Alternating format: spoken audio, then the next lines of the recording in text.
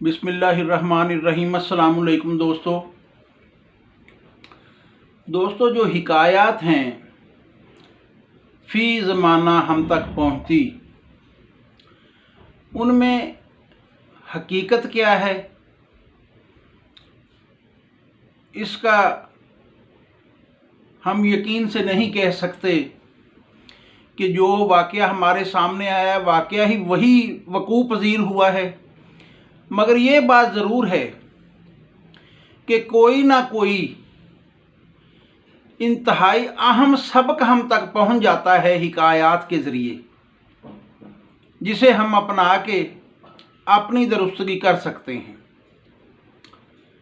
कहते हैं कि मियाँ बीवी कश्ती में सफ़र कर रहे थे, ज़ोर का तूफ़ान आया तो कश्ती डगमगाने लगी। बीवी ने शौहर से कहा, कुछ करो कहीं डूब न जाएं। मगर शौहर के चेहरे पे एक इत्मीनान है। बीवी को तूफ़ान का भी ख़तरा खाए जा रहा है, ऊपर से शौहर की जो खामोशी है, इत्मीनान है, उस पे भी वह सीख पा हो रही है। जब पहली मर्तबा उसने नहीं सुना, कुछ किया नहीं, तो बहुत करख्त लहजे में बोली, क्या कुछ करोगे या मुझे मरने के लिए छोड़ना है? इस बात पे शौहर ने तलवार निकाली और बेगम की गर्दन पे रख दी और कहने लगा कि अगर तुम अब भी खामोश ना हुई तो मैं तुम्हारी गर्दन उड़ा दूंगा। ये सुनकर उसकी बीवी हंसने लग गई, मुस्कुराने लग गई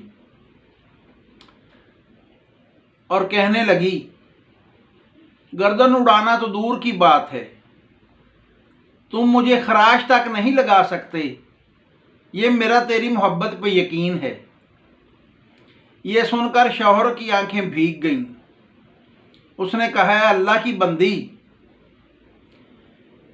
कि तुझे मेरी मोहब्बत पे इतना भरोसा है, इतना यकीन है,